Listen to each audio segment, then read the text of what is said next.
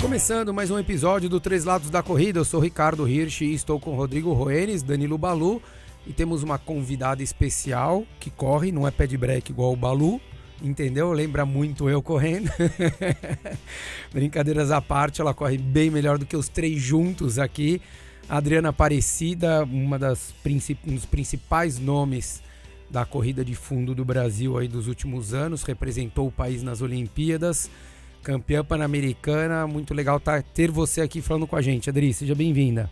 Oi, pessoal, que bom estar presente aqui com vocês. Demorou, mas saiu, né? É verdade, isso que eu ia falar.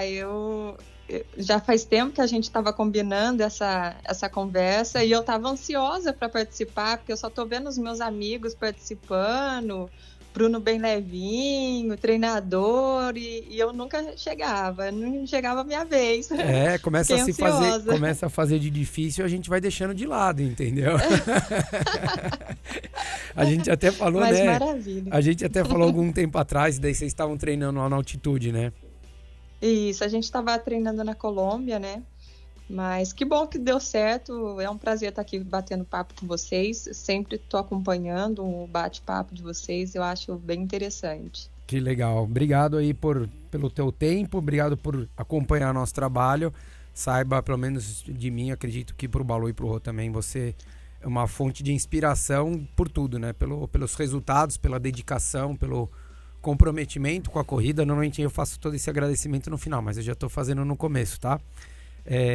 Eu acho que, mas na realidade eu queria fazer isso tudo no começo porque a gente conversou com o Cláudio Castilho acho que nos 30º episódio, alguma coisa, para quem não acompanhou vale a pena procurar lá a entrevista que a gente fez com ele, e eu queria falar, fiz questão de falar tudo isso porque a sua história ela tá muito ligada ao Cláudio, né, Adri?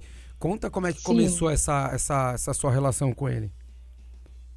Ah, sim, não, o Cláudio eu considero ele como meu pai, né, porque eu sempre falo que ele não me transformou só como atleta, mas como pessoa também, e essa relação que eu tenho com ele é muito de paterna, assim, ele me dá bronca quando tem que dar, ele não passa a mão na minha cabeça, ele me mostra os caminhos e fala vai e faz, ele não faz por mim. Então, com isso, fez com que eu amadurecesse muito como pessoa e eu conheci o Cláudio num momento muito difícil, né? Eu estava em 2005, tinha feito uma cirurgia no pé esquerdo e eu ainda estava na minha cidade, não morava aqui em São Paulo, e ele ficou sabendo que eu tinha passado por cirurgia e já estava há 2 anos sem correr. E também estava sem patrocínio, já tinha perdido todos os meus patrocínios, não tinha faculdade na época e já 2 anos sem correr, e aí eu tive que fazer um tratamento por causa da depressão e eu já tinha desistido de tudo, nem me via mais correndo, né? E de repente ele apareceu no meu caminho, né? Ele me chamou para conversar e eu lembro muito bem que eu estava lá entrando na pista do Pinheiros e ele estava no alto da escada, assim, e eu já subi chorando muito porque era como se Deus estivesse me dando uma segunda oportunidade, assim, sabe? Eu olhei aquilo como uma segunda chance de poder voltar a correr. E eu lembro da primeira conversa que ele teve comigo, ele falou, olha, eu ainda não sou seu treinador, mas eu quero te ajudar, se você topar, eu vou te ajudar, né? Então foi quando ele falou para mim, o primeiro passo a gente tem que se livrar dos antidepressivos. E não era assim, se livrar simplesmente parar de tomar, né? Claro. Mas aí eu comecei a tratar naquela época já com a Carla de Pierro, que é minha psicóloga até hoje. Ele conversou com a diretoria, na época ele era treinador ainda lá, e ele conversou com a diretoria, convenceu a diretoria do Esporte Clube Pinheiros para que eu pudesse usar toda a estrutura do Pinheiros, refeitório, alojamento, o departamento médico, mesmo eu não sendo atleta do Pinheiros. Eu fiquei 1 ano dentro do clube sem competir, sem ter contrato com o Pinheiros, mas usando toda a estrutura do Pinheiros, porque ele me deu essa oportunidade. No entanto que, depois disso, 1 ano depois, eu fui contratada, né, pelo Pinheiros e voltei a competir, e junto com, né, ele me ajudando na reabilitação. E na época ele falava muito para mim, assim, porque eu só chorava, eu ficava no alojamento, eu chorava, eu não parava de sentir dor, eu só queria correr. Ele falava para mim: olha, vai andar um pouco, vai para o cinema, vai fazer alguma coisa para distrair essa cabeça, porque senão você não vai conseguir sair dessa, porque você só pensa na lesão, só pensa em correr e só chora, e isso não vai te ajudar. E eu falava para ele: eu não quero ir para o cinema, eu não quero passear, eu quero correr. E foi quando ele falou assim para mim, me deu um conselho. Eu falei: ó, vamos começar a fazer faculdade? Vamos fazer faculdade, porque além dela te ajudar a pensar em outras coisas e não ficar pensando só na lesão, ela vai te preparar para o futuro, né? Futuramente você já vai ter uma faculdade, um caminho para você seguir depois que parar a carreira. E aí eu comecei a fazer a faculdade e isso me ajudou bastante. Sem eu perceber, já estava voltando a correr e logo em seguida já estava sendo pódio algumas provas, até que ele resolveu me estrear na maratona em 2009. Que legal, uma história que poucos, né, de fato conhecem, e você fez um resumo sem muitos detalhes do que é, né, porque quando a gente conta uma história ou quando a gente vive a história, ela é muito diferente, né, Adri? Porque só quem passa, né, a gente tá falando de você, mas a gente já conversou com vários outros atletas aqui, profissionais e amadores. Profissionais, a gente tem vários exemplos aqui, a gente teve exemplo do próprio Daniel Chaves, que também teve um período difícil. A gente conversou com o João da Barreira, que também teve uma dificuldade muito grande, né, de ter que mudar de país, de ficar sem ter renda lá fora, enfim. A verdade é que todo mundo tem a fase difícil. É que na TV, quando mostra... A Globo não mostra, isso é o famoso, né? No PAN, ninguém sabe o trajeto até ali. Você viu ali o momento do ouro no PAN. Da conquista, da consagração, né? Se for olhar você vê o Sandro Viana, veio sem nada. Aí você começa a ir atrás de todo mundo, você vê que os caras... Ainda mais atletismo, né? Que é esporte de pobre. É esporte de... O cara que começa no atletismo, você não tem quem começou e tinha dinheiro na família. É esporte de pobre. Então, quando você vai atrás da carreira, do Zequinha, que eu tô contando, veio trocando por comida, né? Ele veio treinar por comida. Então, se você pegar todo mundo, sem exceção, que teve um brilho razoável... Cara, todo mundo é um perrengue de novo, que a Globo... É modo de dizer, mostra, óbvio, né? Mas que a Globo não mostra. E a gente fala da corrida, mas na realidade são todas as modalidades do atletismo, né? Sim, Adri, todo mundo. Eu acho que você viu muito isso lá, né, Adri, vivendo no Pinheiros. Sim. Porque, poxa, isso que o Pinheiros ainda, assim, sempre foi uma referência de apoio que eles dão ao atleta, a estrutura que eles dão ao atleta. Porque se a gente sai, a gente vai para o Centro Olímpico, a gente vai para outros lugares aqui de São Paulo, é muito diferente do que a gente vê que o Pinheiros proporciona para os atletas, né? Você vê só o exemplo deles terem recebido você ali, sem você ser atleta, você poder usar as dependências, você usar um refeitório, muitas vezes está usando o espaço onde associados estavam ali, outros atletas gostariam de estar. Parece, né? que não, mas tem um custo isso. Isso custa, né? Não adianta pensar, a pista já está lá. Exato. Né? Isso, se não custasse, não venderia-se o título, né? Não é só a mensalidade que todo mundo paga.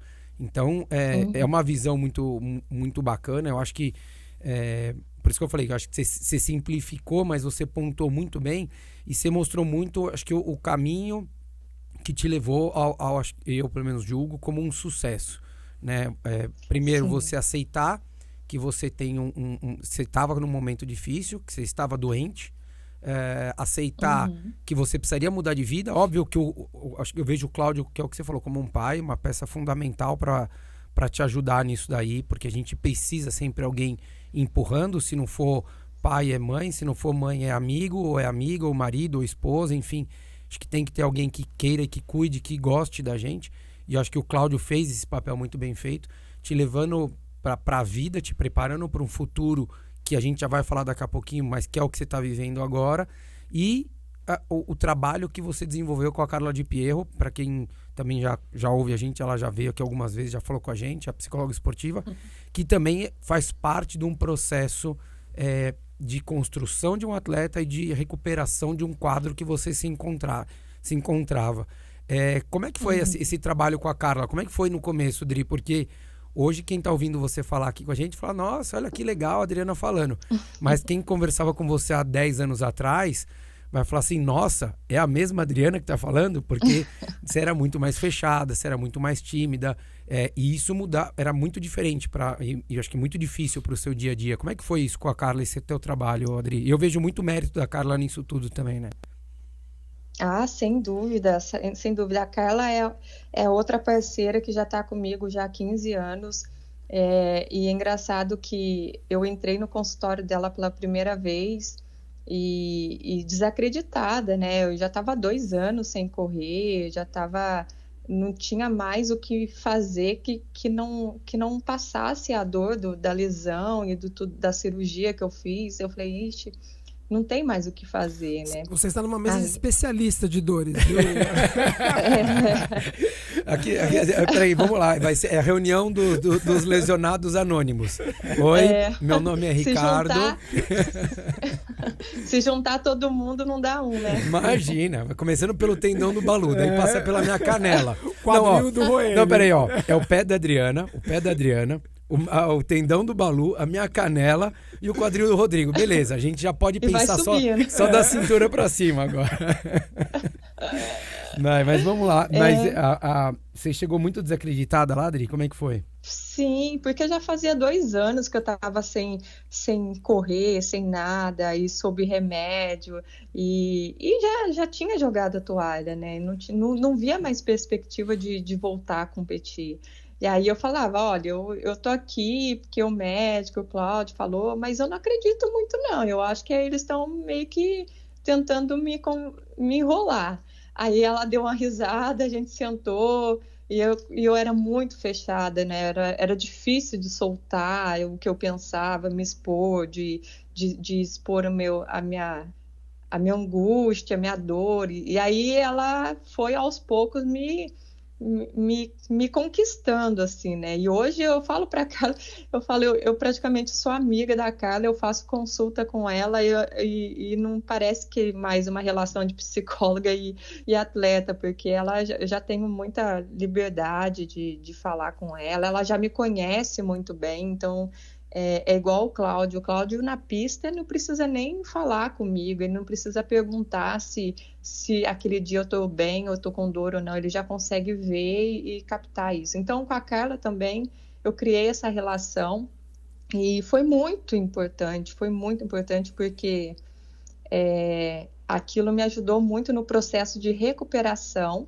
E, a princípio, eu comecei o trabalho com a Carla por causa da lesão, né? Para que eu pudesse, né, deixar o antidepressivo, conseguir me reabilitar, e depois mudou o foco. Aí o foco, depois que eu entrei para as competições e principalmente para a maratona, o foco era trabalhar a competição, trabalhar o desempenho dentro da competição, era trabalhar o foco e principalmente a ansiedade, porque eu sou extremamente ansiosa.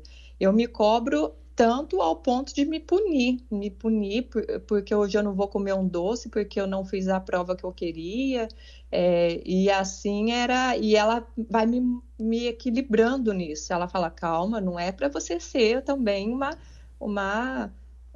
te condenar e te maltratar a esse ponto. Então ela vai me equilibrando nesse ponto, porque eu chego a me cobrar tanto que às vezes eu não vivo o momento presente, assim. Às vezes eu até ganho uma prova, mas, puxa, não era... Eu tinha que ter corrido uma marca mais forte. E ela, calma. Então, ela acaba me colocando num ponto de equilíbrio com relação a isso. Você vê o papel da a gente tá falando da Carla, mas de um psicólogo esportivo, qual a importância que você vê nisso para um atleta profissional, Adri? Independente do perfil, tá? Porque você conviveu com atletas, né, em delegações, velocistas, meio fundistas, saltadores, enfim. E você vê que todos, cada um no seu perfil, né? Independente da distância, tem aquela coisa que às vezes o velocista é um pouco mais marrento e não, né, ficam grupos meio separados, mas independente do perfil e às vezes até da modalidade esportiva, como é que você vê o papel da psicologia, assim? O quão que você acha que é importante para um atleta ter esse acompanhamento? Eu acho fundamental o papel do psicólogo junto com o atleta, né? O atleta sozinho, tudo que ele vive é muito difícil segurar a barra sozinho. Então, existe a pressão da competição, existe a pressão dos patrocinadores, existe a cobrança que você tem de você mesmo e existe os fatores externos também. Existem os problemas na família, que às vezes você tem que saber filtrar para não levar isso para dentro da pista. Você tem os problemas que as vozes exteriores que diz que você não vai conseguir, que você já era, que você não dá mais, ou qualquer outro fator que acaba fazendo com que você não acredite em você mesmo, né? E às vezes o atleta perde uma prova por isso. Às vezes ele está muito bem treinado, ele está em condições de bater uma marca, bater um recorde ou conseguir uma medalha, e às vezes os fatores externos que influenciou de uma maneira que fez com que ele não conseguisse desenvolver tudo que ele podia desenvolver dentro daquela prova. E o psicólogo, ele ajuda muito nisso, ele tem esse papel de fazer a gente enxergar o que realmente importa naquele momento, aonde que você tem que colocar seu foco, sabe? E eu aprendi muito com a Carla, nisso, e com certeza isso acaba virando uma coisa que faz parte do planejamento, né?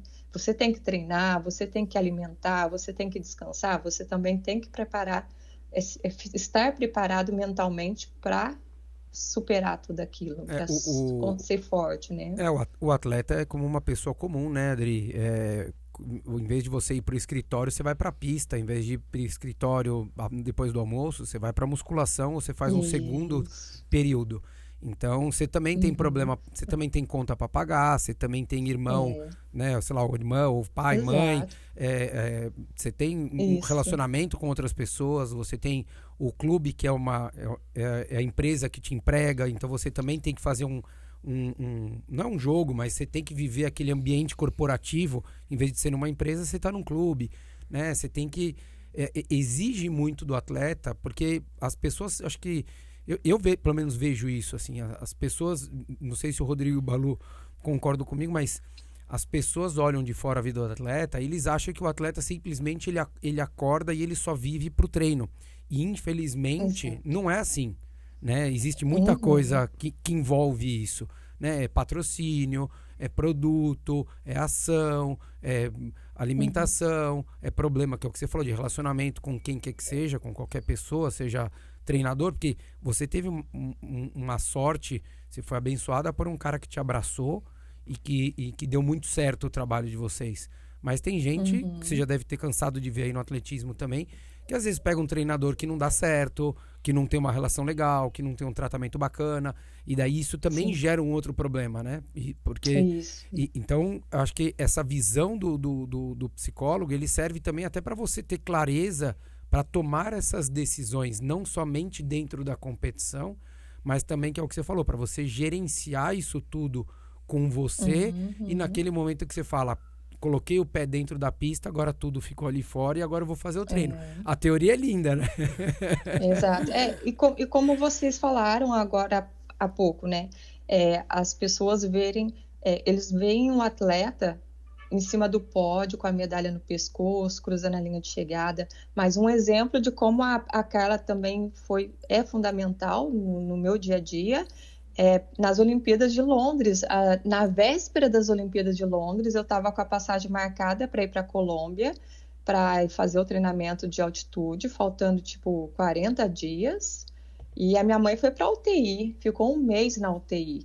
E aí eu tive que mudar a passagem da minha preparação e ficava naquela, e agora? O que eu vou fazer? Eu vou, eu não vou? E eu ficava revezando entre ficar no hospital com a minha mãe, dava a hora de sair para treinar, ia treinar, voltava, ficava no hospital com minha mãe. E quando você saía para treinar, puxa, e para você virar a chave? E para você tá lá do lado da sua mãe, ela ligada em vários aparelhos, de repente você sai para fora e já esquece tudo isso? Não. E aí você tem que estar com a cabeça no treino. E eu não tive se que penalizar, né, Adri? E não se penalizar porque Exato. você estava indo treinar. Porque além de ser difícil você entrar no treino, na hora que você entra no treino ou acaba o treino, você não pode ficar pensando, poxa, mas eu não estava lá. Né? Você tem que sair de um cenário e ir para o outro rapidamente sem ter essa brecha de penalização, né? Exato. E teve uma competição que eu precisei vir para São Paulo, que era a última chance para o índice para o Troféu Brasil. E a Carla veio me dando todo o suporte, o Cláudio junto, falando comigo, e eu vim para a competição, corri os 10 mil, e aí eu voltei para Cruzeiro para ficar no hospital com a minha mãe. Do tipo, como você tem que estar muito bem mentalmente, assim, para você saber lidar com essa situação. E com certeza, eu só consegui fazer isso porque eu tinha o respaldo deles, o suporte deles, me ajudando o tempo todo. Não foi tão fácil simplesmente falar, não, mãe, espera aí que eu vou ali e já volto.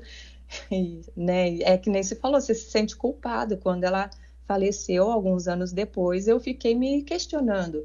Poxa, será que eu fui tão presente na vida da minha mãe? Eu viajei tanto, eu fui, né? E ela tinha muito orgulho de mim, mesmo com muita saudade. Ela sabia que era por um bom motivo e que era para dar uma vida melhor para ela, mas é aquilo nem você falou, você fica se perguntando, será que eu fiz o meu melhor por ela, né?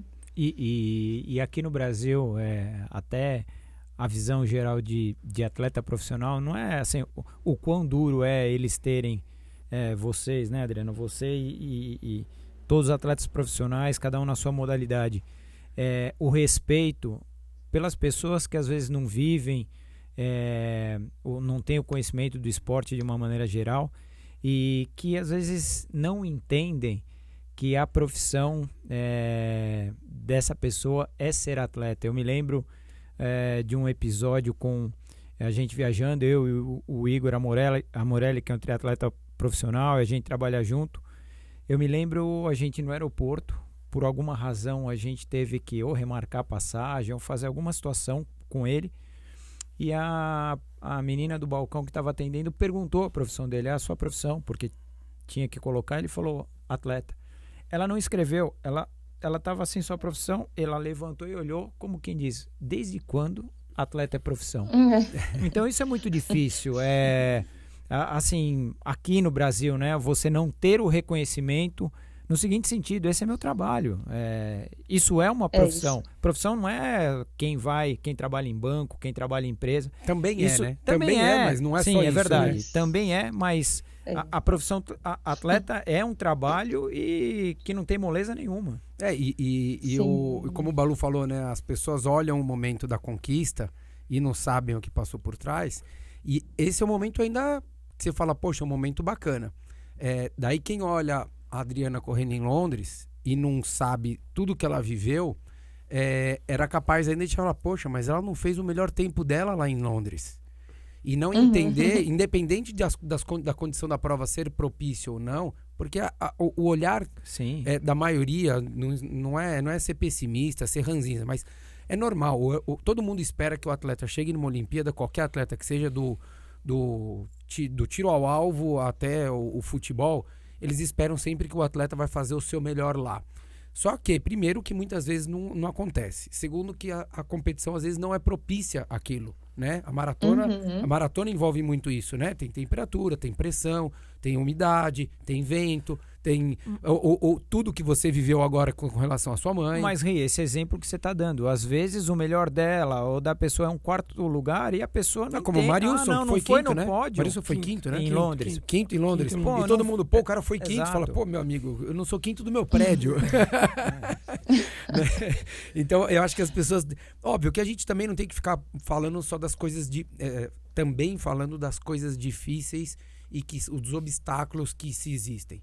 Mas a nossa ideia até aqui no podcast é também, de fato, mostrar isso. Como a gente falou com o Sandro Viana, quando ele veio pra cá e passou dificuldade, porque né? quando a gente mostra os bastidores, quando a Adriana conta da vida dela antes das principais conquistas e mesmo durante, né, coisas que você não fica sabendo, você revela pro leigo, pra quem não acompanha tão de perto, que a coisa é sempre mais complexa. Não é que ela levanta, daí ela vai, treina e volta pra casa e fica de boa. Tem todos os compromissos dela. A vida não é equilibrada. Não é. Né? De Imprevisível, ninguém é imprevisível. É isso. Independente de ter uma rotina. Né? Porque o atleta ele tem uma rotina determinada. Assim como um empresário, um executivo, o atleta tem, né, Adri? Tem um horário para começar o treino, tem um horário para dormir, tem um horário para se alimentar, tem um horário para fazer a soltura, tem um horário para fazer uma outra sessão de treino, tem um horário para dormir. É uma vida cronometrada. Hoje em dia todo mundo tem horário para fazer um call, né? Eu tenho um call das 9 às 10, outro das 10 às 11, O atleta ele tem isso, ele tem um treino das 8 até as 10, depois ele tem mais meia hora para chegar na casa dele, ele tem que comer, tem que dormir, tem massagem. É mais ou menos assim, né, Adri?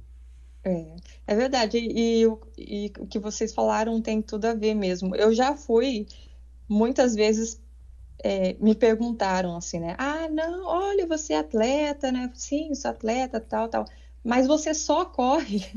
Ou tipo, você não trabalha, você não faz outra coisa, você só corre como se o atletismo não fosse uma profissão, mas a gente talvez não tenha que bater o cartão, né, de entrada e de saída, mas nós temos... O atleta é atleta 24 horas por dia. Então, o feriado, por exemplo, a gente não tem feriado, é um dia normal. Às vezes eu até esqueço que é feriado porque o pessoal está descendo para a praia, eu estou pegando minha mochila e indo para a pista, que é uma quinta-feira normal.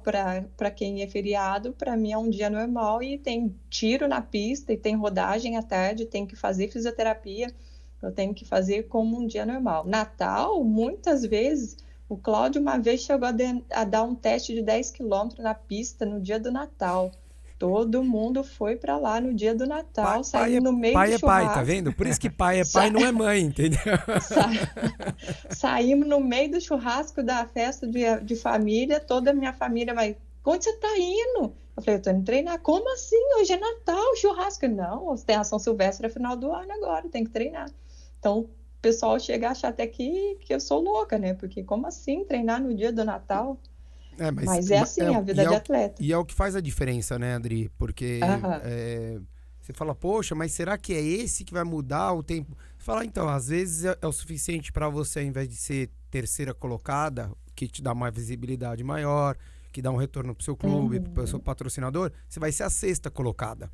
E daí a sexta colocada, o clube não vai mais achar tão interessante, a marca que está com você não vai questionar se vai renovar o patrocínio ou não com você. Você também, acho que tem tudo isso do que vem do clube, do patrocinador e tudo mais, mas tem também uma cobrança do atleta, porque o atleta, na hora que ele se doa como você se doou, é natural que você exija e você se cobre, porque você sabe que você fez o que estava ao seu alcance. Porque se você não sai no dia do Natal para fazer esse teste de 10K e você vai para São Silvestre e você não se sente bem, você vai falar, poxa, foi aquilo, não sei se foi aquilo, mas eu não me doei o quanto eu poderia. E daí fica um outro questionamento de você se falar assim, poxa, será que eu não fui porque eu não tenho capacidade? Será que eu não fui porque eu não acreditei? Ou será que eu não fui porque eu não fiz o que eu deveria ter feito? Minha lição de casa. Exato. E daí é tanta variável que para o atleta profissional chegar no máximo, que é a maior luta que o atleta tem, né? Chegar na sua capacidade máxima, você tem que ir aparando todas as arestas possíveis. Então tem que descansar quando tem que descansar, tem que fazer todos os treinos, tem que se alimentar, tem que descansar, tem que ter uma relação muito boa com os profissionais que se envolvem ali e fazer o que tem que fazer. E não fazer também... eu estava falando um dia aqui com o Rodrigo e a gente estava falando isso. O quanto até o amador e o profissional muitas vezes também não seguem o que o treinador pede. Como é que era? Você chegou a ter algum momento? Pode falar, porque o Cláudio agora não tá mais na época ele fica bravo com você. Teve época que ele falava, sei lá, Adriana faz 10 de 1000, você fazia 12, ou corre 2 horas e você corria 2 horas e meia. Tinha uns treinos desse ou não? Então... Essa risada entregou, hein? Não, mas assim... eu não cheguei a fazer, assim, treinos que fugisse muito do planejamento. O que acontece às vezes assim, você tem 15 quilômetros, deu 14.300, vamos fechar 15. Essas coisas assim. Mas o engraçado que nem a gente falou dessa relação que eu tenho com o Cláudio, eu acho que o resultado de todo o sucesso, de tudo que a gente conquistou, foi essa confiança que ele tinha em mim e que eu tenho no trabalho dele, né? Porque muitas vezes, antes do PAN de 2011, nós fomos criticados por causa do tipo de treino que ele passava, né? Eu cheguei a ouvir piadas assim, eu indo para a pista fazer 21 tiros de 1.000 na Colômbia, e alguém falar para mim, lá vai ela fazer uma meia maratona de tiro, seu treinador é louco, essa teoria não existe. E aí veio a medalha de ouro, veio o recorde pan-americano e mudaram totalmente a maneira de pensar e o respeito que ele ganhou com o trabalho dele. E ao contrário também, né? Muitas vezes eu tive que ir para a Colômbia e treinar sem ele estar perto, e eu não poderia me dar o luxo de falar, hoje é domingo, hoje eu não vou treinar, porque o Cláudio não está aqui, ou ele não está vendo mesmo. Porque isso daí vai refletir no resultado final. E quando eu falo resultado final, é o sucesso dos dois. Então, assim, a minha dedicação como atleta e a dedicação dele também como treinador, né? Então, essa relação que nós tínhamos de confiança... E respeito, né, Adri? Eu acho que isso é respeito, é o que você falou, assim, me chama a atenção isso, né? De você ver, você pensar no que você vai fazer que reflete nele, né? Porque o atleta, ele tem uma carreira mais curta. O treinador, o Cláudio, ele pode ficar mais 20, 30 anos dando treino. E a partir do momento que os atletas que ele tem não têm esse respeito e essa consideração pelo trabalho que ele faz, depois encontra a profissão dele, a qualidade, a capacidade dele. Porque vão falar, poxa, mas a Adriana tinha tanto potencial, o Cláudio tá estragando a Adriana, né? Pode vir soar esse tipo de comentário. E a partir do momento que soou comentários que você falou antes do PAN, né, de Guadalajara 2011, e daí você chegou lá e fez aquela prova incrível, numa prova super dura, né? Uma prova que tava quente. Vocês fizeram, acho que vocês fizeram a aclimatação em Potosí, não foi?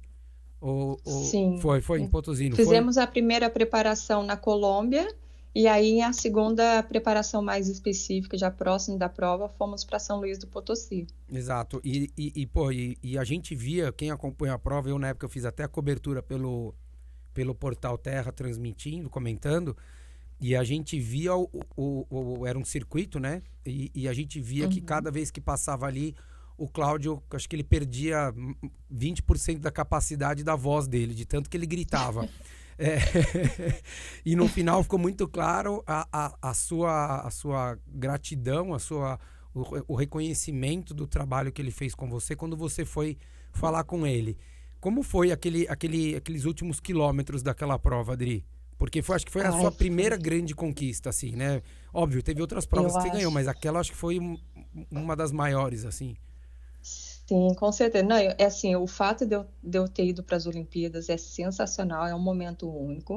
Eu tive muitas provas, muitas conquistas marcantes, mas não tem como esquecer esse momento do PAN de 2011.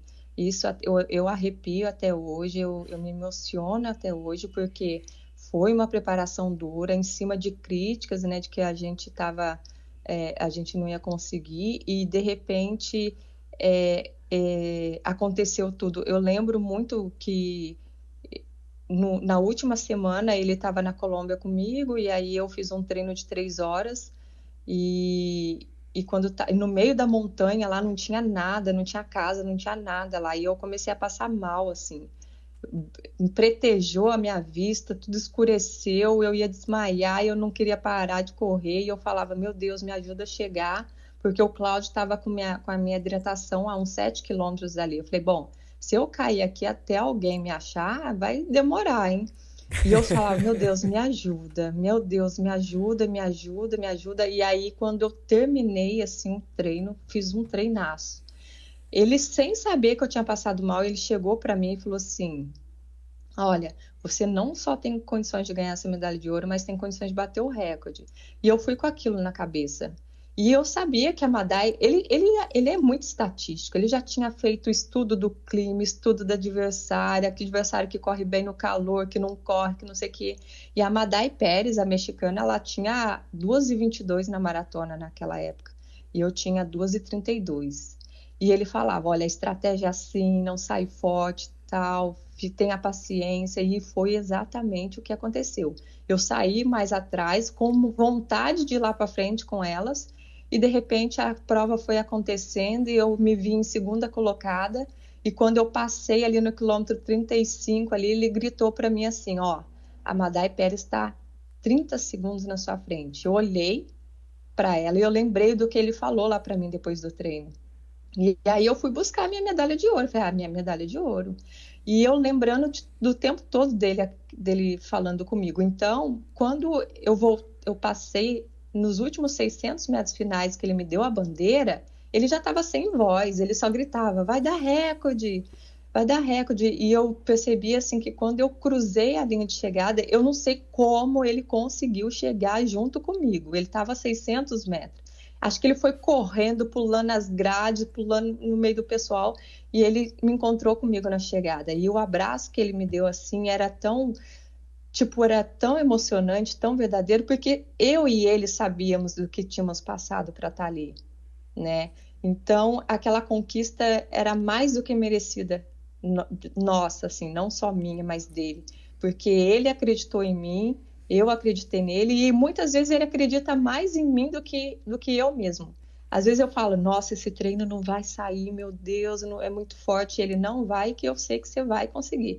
E aí, quando eu termino, eu choro. Nossa, eu não acredito. Eu falei, eu sei, eu sabia que você ia conseguir. Você tem que acreditar mais em você. Então, tudo isso me passava na cabeça aquela hora. Eu falava, e ele falava, se vocês observarem no vídeo, ele falava assim, eu sabia que você conseguiria, eu sabia. Ele fala isso no vídeo, quando a gente assiste o vídeo, dá até para ouvir. E ele já com a voz embargada. Então, só eu e ele sabíamos o que a gente tinha passado para estar ali. Então, foi uma emoção muito grande, não só pela prova, que você mesmo já falou, que foi uma prova muito dura, mas foi por tudo que foi construído para chegar até ali. Então, é uma vitória marcante. Toda vez que eu pego a minha medalha e olho, eu falo, nossa, eu sei o que tem por trás dessa medalha. Por trás de tudo isso tem os 600 metros com barreira que o Cláudio fez para chegar lá, né? Ele teve que mudar de prova, teve que se adaptar ali, fez uns saltos ali, enfim. Mas o que eu vejo, né, Dri, assim, é que, como você falou, eu acho que o quanto o Cláudio se entregou para você, para essa relação. É óbvio que ele faz isso para outros atletas também, né? Mas eu acho que o quanto teve mostra como ele conduz e como um treinador tem que conduzir. Principalmente a gente falando de um âmbito profissional, num esporte onde o atleta ele tem que conviver muito com ele mesmo, seja no treinamento ou seja numa competição. Você pensar numa prova, 2h30, que seja... É muito tempo para a cabeça se manter focado. É muito tempo para você se manter apoiado numa estratégia, você acreditar naquilo que vai acontecer, independente de... Né, o que você falou, o Cláudio é um cara super estatístico, ele sabia como é que ia estar o clima, como é que ia estar a umidade, quem corria bem, quem não corria bem, mas isso tudo faz com que valorize muito a relação de vocês dois, valorize a capacidade do Cláudio por essa leitura, por essa antecipação, que faz parte de um trabalho de um treinador de alto rendimento, porque o treinador não é simplesmente estar lá de segunda a domingo te dando treino, né? Isso daí é para um amador, para o profissional, o cara tem que estar ali do lado, o cara tem que saber, ele tem que te antecipar qualquer tipo de problema ou antecipar qualquer tipo de informação que possa te beneficiar. E faz com que tenha muita diferença. A gente fez um papo... semana acho que passada ou retrasada com o Daniel Chaves lá no clube de assinatura, e ele falava isso, né? O quanto é técnica, quanto é importante, quanto é estratégica uma prova, tanto de 10 mil na pista ou na rua, quanto uma maratona, que não é simplesmente deu a largada, quem chegar antes é o melhor. Na realidade, quem chegar antes ganha, não necessariamente vai ser o que tem a melhor condição física ou o melhor tempo, que é o que você falou, da mexicana, que tinha 2:22. Ela tinha 10 minutos de tempo melhor do que você. E se eu não me engano, acho que ela tinha feito um ano antes, 2010, eu acho o tempo dela, eu não lembro. Mas eu acho que era alguma coisa assim. Isso tudo acho que faz com que o atleta esteja mais numa condição mais, como é que eu posso dizer, mais ele tem uma maior chance, uma maior probabilidade de obter o sucesso a partir do momento onde ele tem tudo isso em volta. E, óbvio, que é o que você falou, tá lá na altitude ou tá onde quer que seja, você vai ter que fazer o treino. Dá migué, a gente sabe, a gente conhece, você já conviveu, e a gente conhece de bastidor, a gente não pode falar nome, mas de um monte de atleta bom que já ganhou provas grandes e que o treinador passava para correr 2 horas, 2 horas e meia, ele ficava meia hora, corria meia horinha e ficava jogando videogame. Uma conta chega, né, Ri? Então, daí essa é a diferença, né? Eu acho que muda, eu acho que não só os resultados, mas até como os próprios clubes, os próprios atletas enxergam esses outros atletas, né? Então acho que todos os atletas sabem o valor que você tem. Você sair de um Pan-Americano em 2011, numa prova super difícil, ganhar recorde sul-americana, foi convidada para ir para Nova York, né? No ano seguinte. Teve aquela prova que não aconteceu em Nova York por causa foi o Katrina, não foi? Foi Katrina? Foi o Sandy. O Sandy. O furacão Sandy. O maldito Sandy. Como foi essa vivência, Adri? Porque era um field incrível que ia ter em Nova York, porque acho que a Tiki Gelana também estava lá, que foi a campeã olímpica. Tava um field super incrível, você lá chegando como campeã sul-americana, e infelizmente não teve a prova. Como é que foi lidar com aquela experiência ruim, mas infelizmente única, né, na sua carreira? Sim, não, foi um momento que eu nem imaginava que poderia viver, assim, né? Era o ano de 2012, um ano que foi bem puxado para mim. Eu corri a maratona de Tóquio no final de fevereiro, que foi quando eu corri 12:29 e fiz o índice para Londres. E no meio do ano eu corri Londres e eu tinha recebido o convite para correr a maratona de Nova York. E aí o Cláudio falou, olha, vai ser um ano duro, mas a gente vai fazer Nova York, vamos lá. E eu me preparando para Nova York, eu já estava bem cansada, mas eu estava motivada, porque eu queria correr Nova York, né? E engraçado que a gente chegou aí para Nova York, mas a gente já viu que o clima lá estava muito complicado, né? Algumas partes de Manhattan ainda estava sem energia e estava uma situação bem complicada. E quando chegou a notícia de que iriam cancelar a maratona, que foi na sexta-feira, foi um momento de muita comoção, assim, os organizadores da prova muito emocionados e eles querendo dar a notícia para a gente, assim, tentando passar a calma para a gente, né? E eu vi os treinadores e os managers muito solidários uns com os outros, então entendendo a situação que Nova York estava passando, mas também entendendo que todos os atletas que estavam ali treinaram muito para estar ali, né? E de repente não ter a maratona é você jogar 3, 4 meses de preparação fora.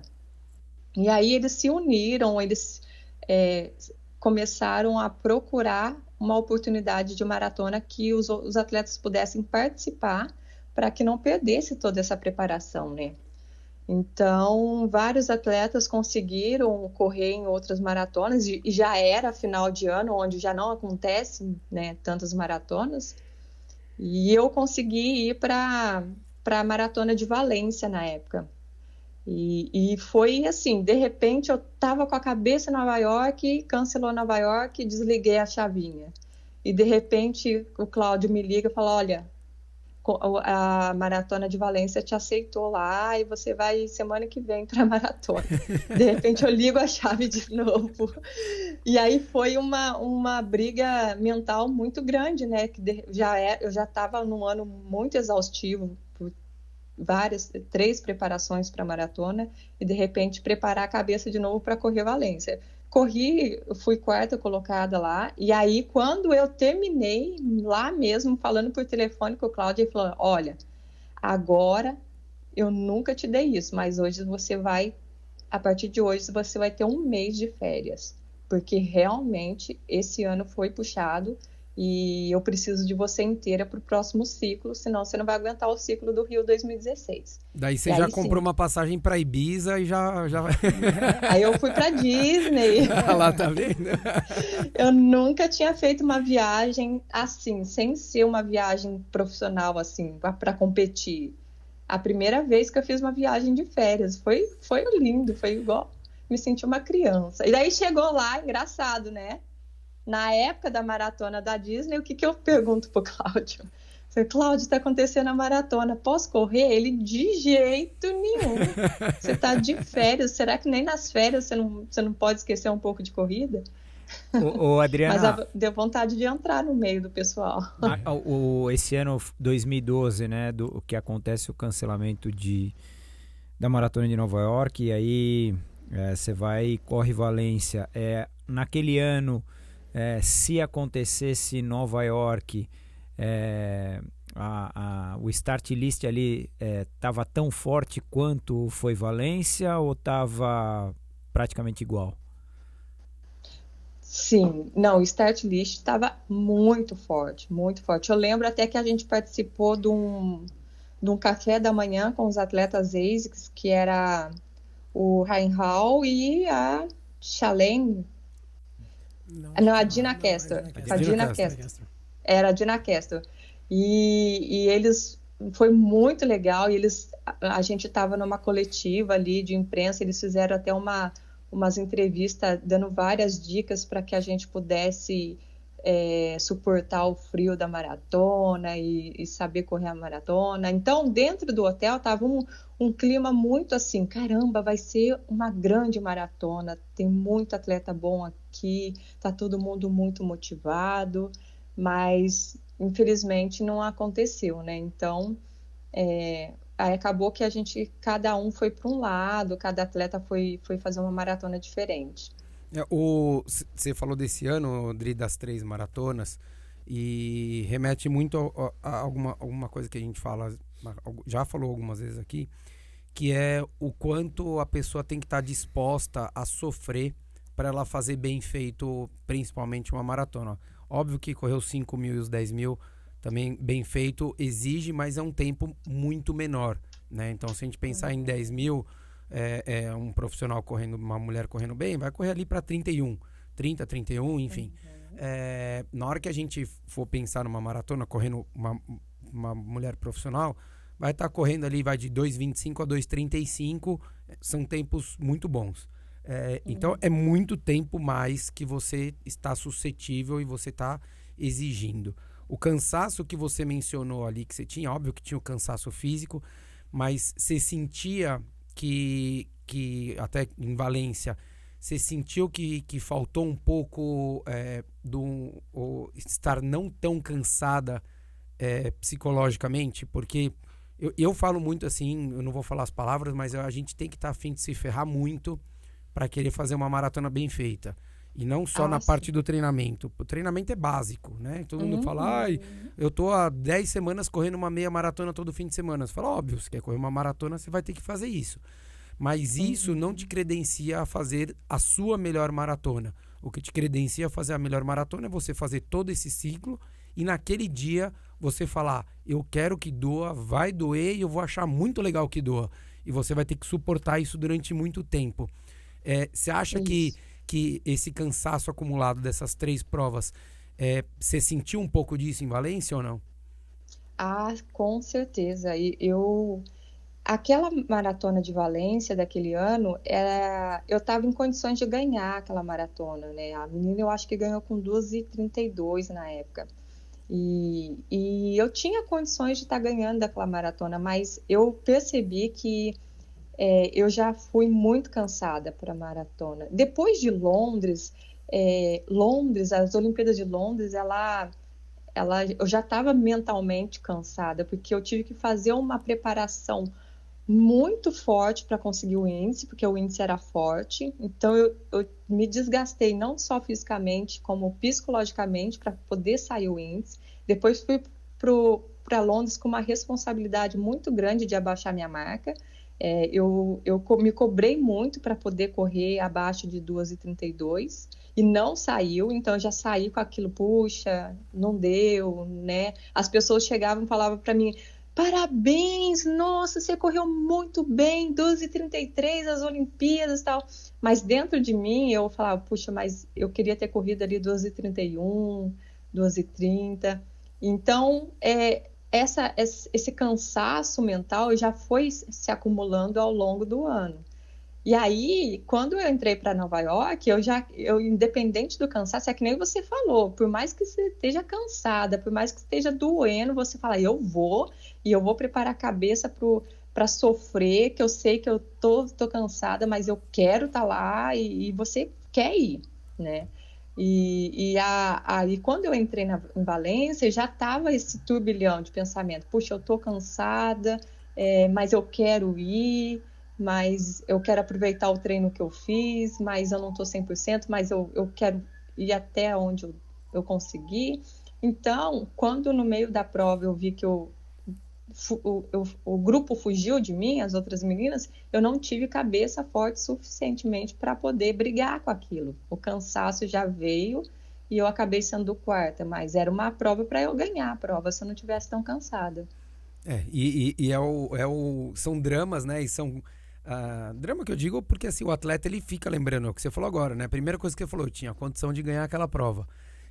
Mas também não dá para esquecer, não dá para você olhar só para Valência e esquecer que os últimos 11 meses você estava mais que 11, porque você já estava treinando para Tóquio no final de fevereiro, provavelmente a partir de setembro, outubro, você já estava focada para isso. Então a gente está falando aí praticamente de 14 meses, porque Valência final de novembro, começo de dezembro, né? Logo depois de Nova York. Você fala, 14 meses praticamente ininterruptos de treino. Então não tem corpo, não tem cabeça que sustente o máximo, né? Ninguém vive um ano inteiro a 100% de treino, né, Balu? E era para ela ter parado antes, né? Parado pós Nova York, tem que esticar, né? Porque treinou para Nova York e teve o problema do furacão.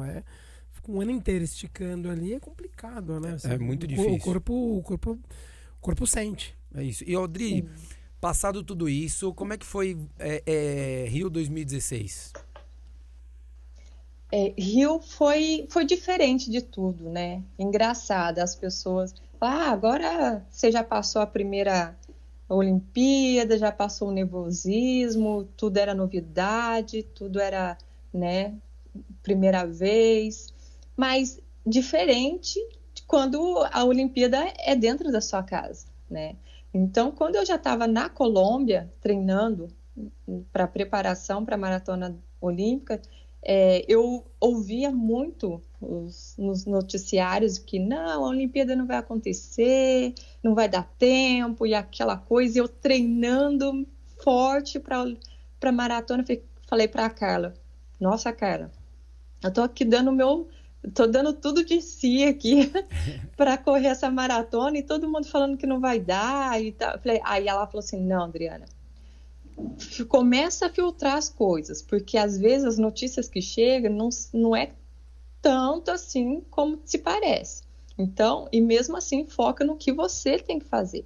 Não adianta você falar que atrasou a entrega de não sei o que, sendo que você não é responsável por isso. Você é responsável pelo seu treino. Você tem que fazer o seu da melhor maneira possível e deixar o resto com quem tem que fazer lá, né? Se a Olimpíada vai estar pronta, não vai estar pronta, é com eles.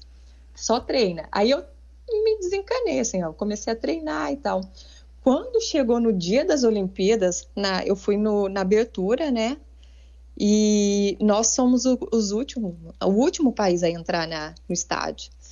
E quando a gente estava na rampa de acesso para entrar para o estádio, a torcida que estava na arquibancada viram a gente do lado de fora entrando pela rampa. Eles começaram a cantar o hino nacional para a gente dali de fora. E já foi emocionante. Então, quando a gente entrou ali no estádio, no dia da abertura, foi surreal, assim, foi um momento impressionante. Eu nunca tinha vivido aquilo. E no dia da minha maratona, eu falava, não, eu tô bem, eu tô, né, tô conseguindo me segurar bem, ansiedade e tal. Não tem jeito. Na hora que eu tava na linha de largada ali, que anunciaram o meu nome, que o sambódromo inteiro veio assim gritando, eu não tive como segurar a emoção. Então, a ansiedade estava muito grande. Eu acabei largando junto com as africanas lá na frente. Quando eu passei os 5.000, eu já vi que eu tinha passado muito forte. Eu estava lá junto com elas. Eu falei, agora eu tô aqui, eu não vou recuar, agora eu vou ficar, né? Não tem jeito. E eu percebi que depois eu paguei o preço, que quando chegou no quilômetro 30 para o 35, eu já estava bem ruim. E no 35, branqueou, assim, deu um branco em mim, uma fraqueza que eu caí para o lado da grade, assim. Quando eu ia segurar a grade de proteção, alguém gritou para mim e falou, não, não para! E aí, com esse grito, eu fui tentando, assim, cambaleando, fui voltando para a pista e, de repente, as meninas me passando, e eu não conseguia tirar força para poder acompanhar. E foi assim até o final. A cada quilômetro, as pessoas gritavam tanto para mim que eu falava assim, meu Deus, eu tô aqui na minha casa, todas essas pessoas estão aqui por mim, torcendo por mim, eu não posso parar nessa prova, eu tenho que me arrastar até o final. Quando chegou no Boulevard, era tanta gente, mas tanta gente gritando, que aquilo ali que me levou para o final. E eu entrei no sambódromo, todo mundo chorando, e me deram uma bandeira na mão.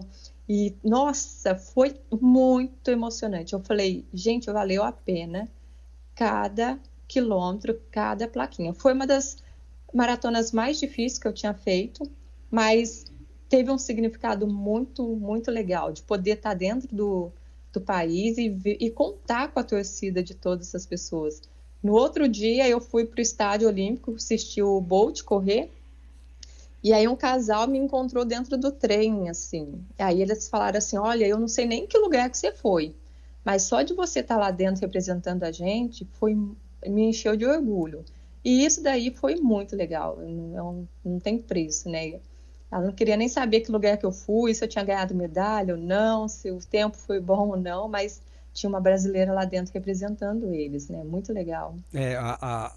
Você falando aqui, acho que eu me arrepiei umas 15 vezes, sem exagero, imaginando tudo isso, né? Acho que para o atleta, uns Jogos Olímpicos e Campeonato Mundial, eu acho que é a coroação máxima, né? No esporte, na vida de um atleta, e não são todos que podem viver esse momento dentro do seu próprio país, né? Então a gente pega, se eu não me engano, o Phelps foi o que foi, ele não competiu uma Olimpíada dentro do seu próprio país, né? Então ele não teve essa oportunidade de entrar num complexo aquático e a torcida inteira ser americana gritando para ele, né?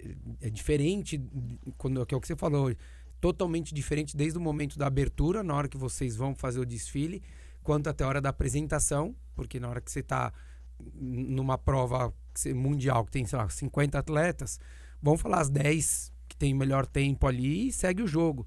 Mas como você estava no Brasil, na hora que tem a apresentação, que você falou, largar ali do lado das quenianas, das africanas, você ter essa oportunidade é uma coisa que é difícil você manter qualquer tipo de estratégia, né, Dri? Muda, assim, totalmente. A cabeça, ela pode ter... É o que você falou, tinha um trabalho já de quase 12 anos, 10 anos com a Carla ali, de trabalho, psicóloga, com o Cláudio junto e tudo mais, mas é muito difícil para o atleta gerenciar isso tudo, né? Porque acaba sendo humano, né?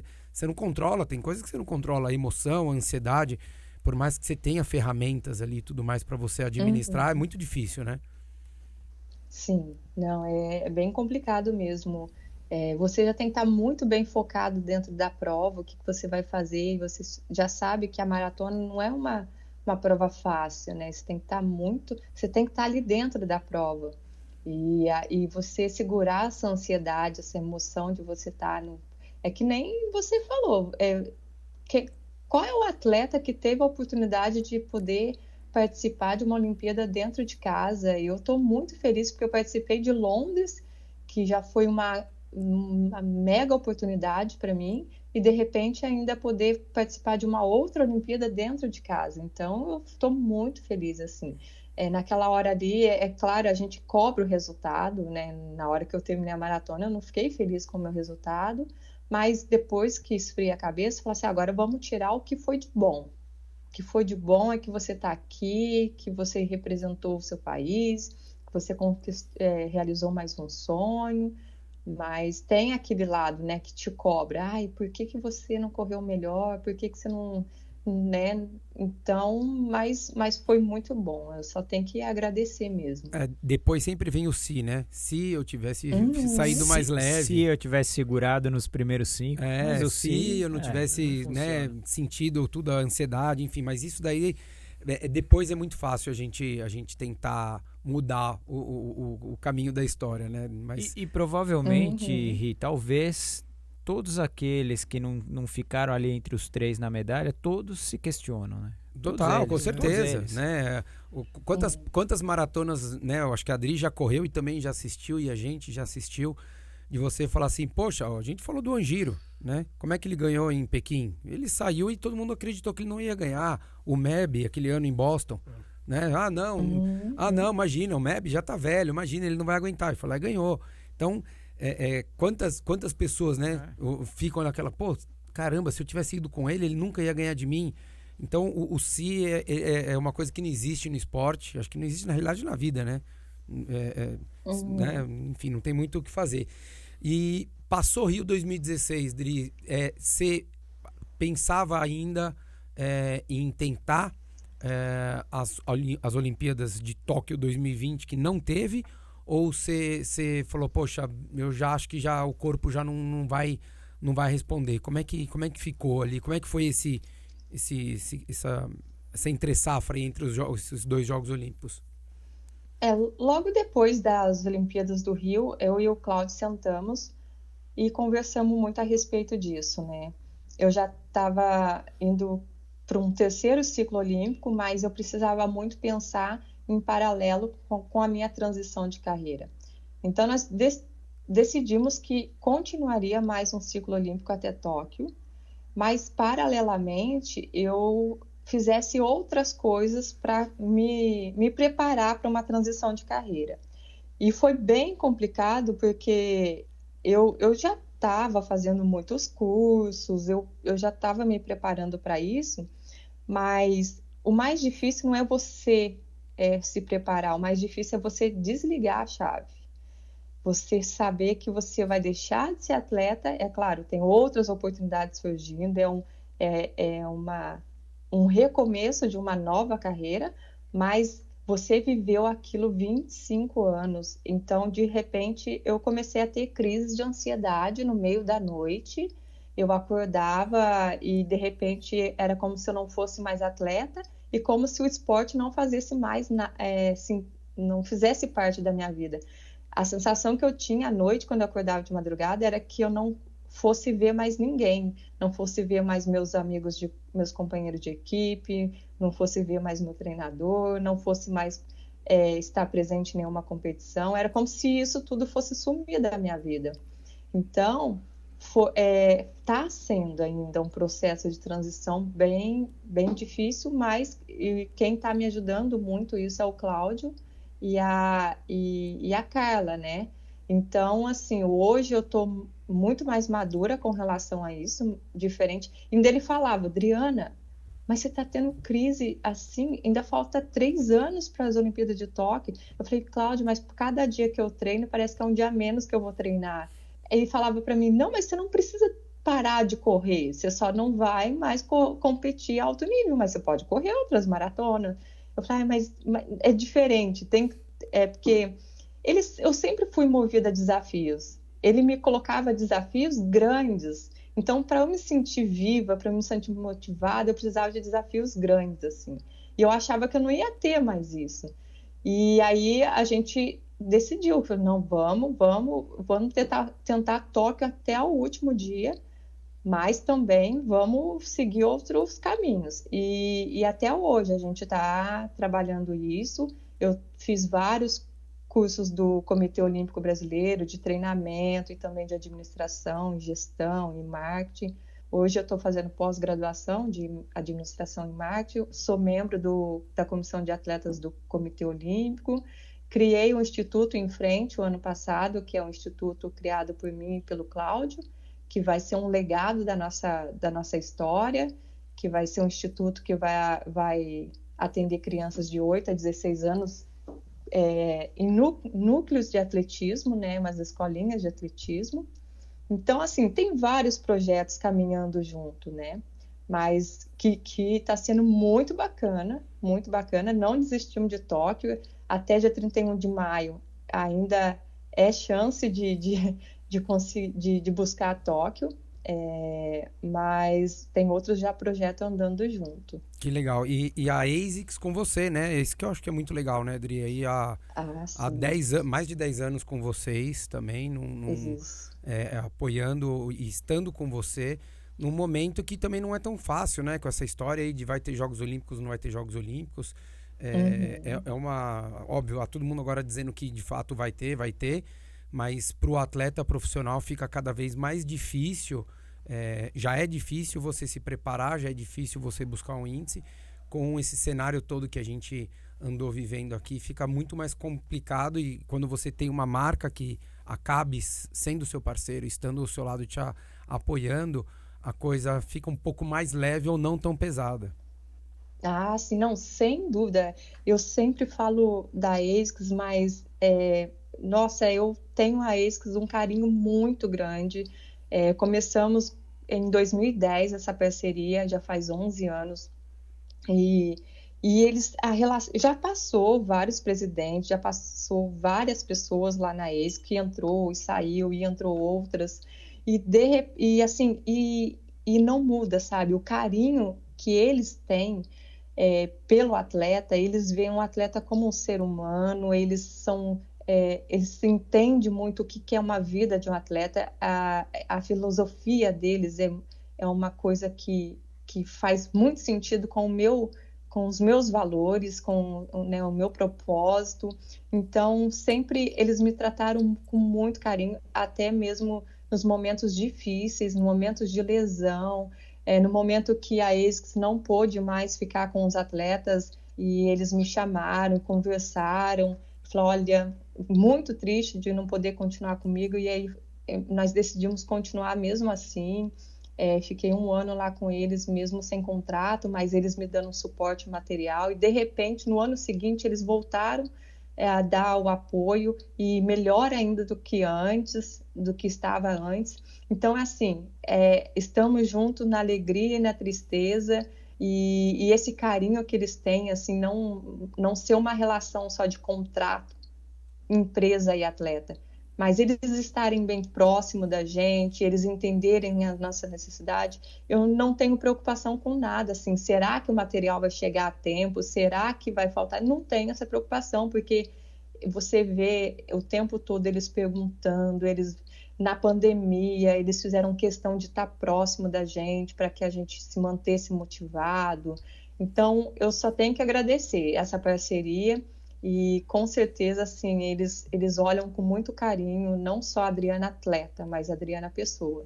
Que bacana, muito, muito legal ouvir isso daqui. Eu quero que você ouça uma outra coisinha aqui, ó. Olá, Rich. Olá, amigos dos 3 lados da corrida. É um prazer estar mandando uma mensagem para vocês, principalmente para essa convidada de hoje. É uma pessoa muito especial, uma pessoa muito competente, uma atleta de primeiríssima linha, que eu tive o prazer de trabalhar por mais de 15 anos. Então, aqui vai todo o meu respeito, toda a minha admiração, e ela simboliza tudo que um treinador deseja que um atleta tenha. Então, me sinto um felizardo, me sinto uma pessoa privilegiada, iluminada por ter tido a oportunidade de treinar e continuar orientando a carreira da Adriana Silva, famosa Adriana Silva, tá bom? Um beijo a todos, um abraço a todos, saudações olímpicas. E aí?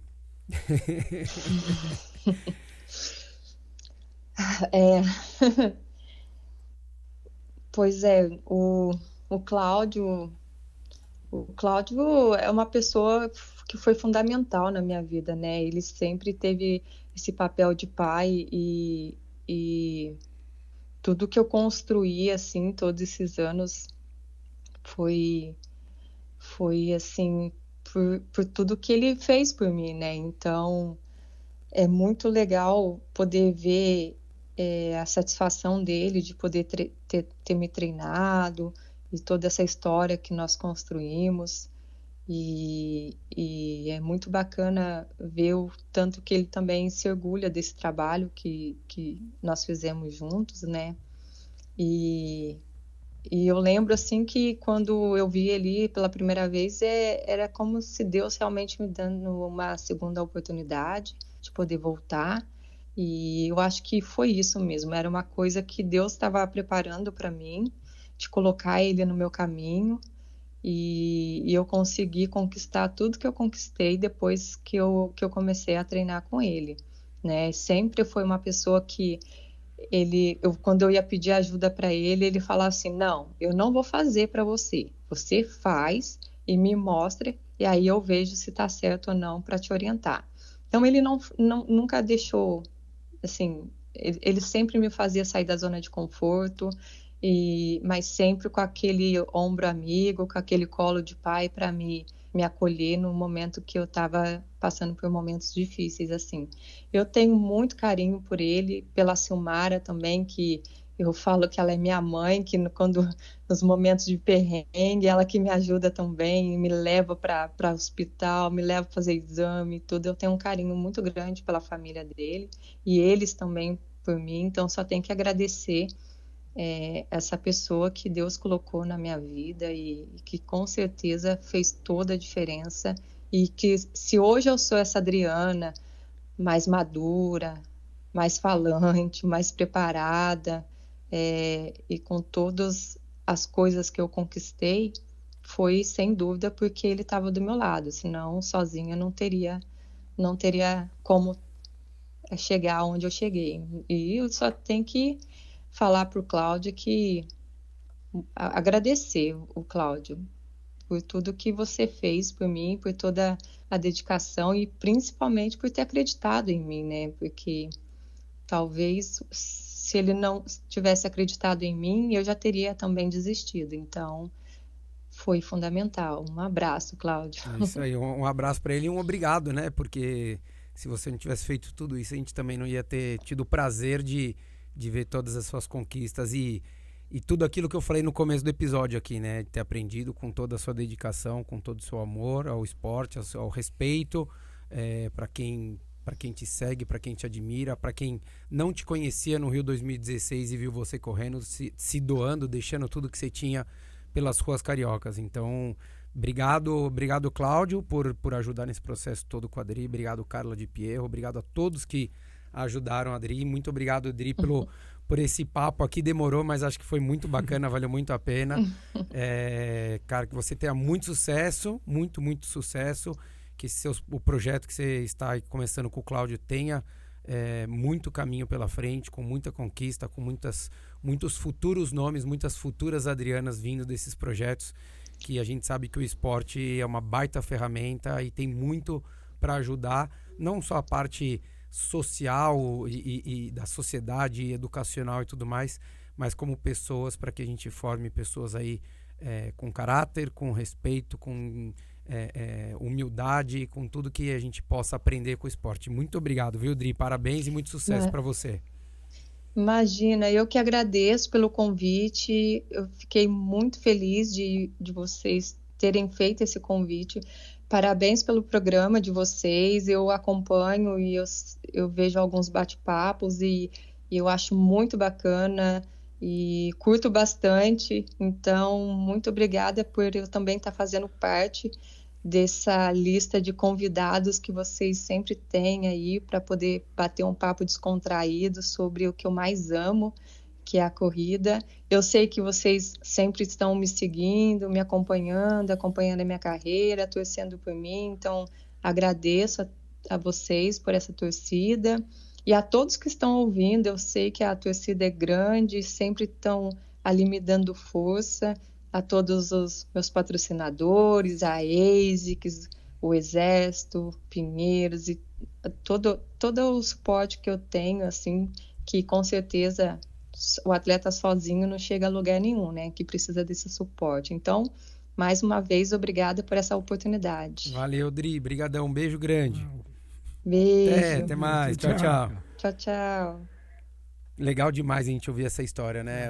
Ver o quanto, o caminho todo que um atleta segue. O Balu lembrou bem, até eu não tinha falado lá do Sandro Viana lá no começo do episódio, né? Mas se você for pegar todo mundo, cara, todo mundo, Joaquim, né, mais lá atrás, né? Joaquim, Zequinha, daí você vem pro pessoal mais novo, aí a Adriana, o Sandro, o Claudinei, a Malren. Quando você vai olhar a vida desse povo, né, dali, de quando eram crianças, vamos dizer assim, todo mundo passou por um perrengue. Então falando dos nomes que brilharam, assim, então, né, que despontaram vem ainda, o viés né? do sobrevivente, que é muito cruel, porque para cada Adriana que passou perrengue e conseguiu fazer uma carreira como atleta, e muito provavelmente como ex-atleta, a gente tem o viés do sobrevivente, não cobre aquelas outras 10 meninas que ficaram pelo caminho se dedicando igual, mas não tiveram, ou tiveram algum imprevisto, lesão, ou não tinham o mesmo talento, ou não tinham a mesma ou não teve sorte. Não teve sorte, às vezes cara. não tem sorte, né, às Balu? vezes ela pegou um Cláudio, né? A outra, se ela pegasse um Ricardo ou um Balu, pode ser que não daria certo. Não ia dar.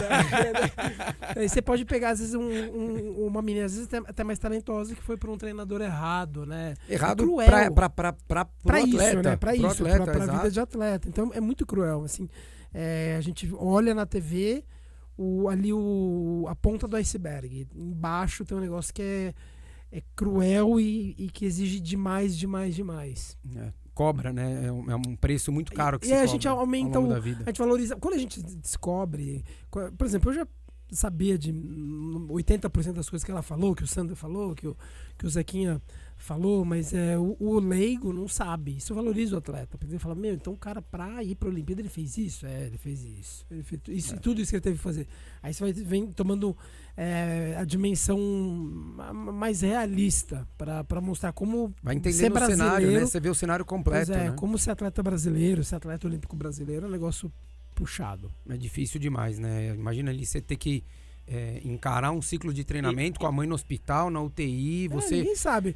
Pode ser, o Pinheiros dá todo suporte, esse dá todo suporte, ganhou isso, ganhou aquilo. Mas não existe suporte para esse momento. Não tem, a mãe vai pro hospital igual. E na verdade, mesmo sendo medalhista olímpico ou não, isso não é garantia de sucesso pós-Olimpíada na vida, como construção de carreira. A gente vida sabe segue, que né? tem Depois muito dos 30 e tanto, a vida segue. atleta medalhista. O Zequinha. Exato. Né? Foi buscar um futuro nos Estados Unidos, né? Dando treino lá, né? O Joaquim. E infelizmente, para cada Zequinha, Joaquim, a gente tem mais 10 atletas olímpicos que não fizeram essa transição de carreira planejada e consciente, profissional e tudo mais. Exatamente.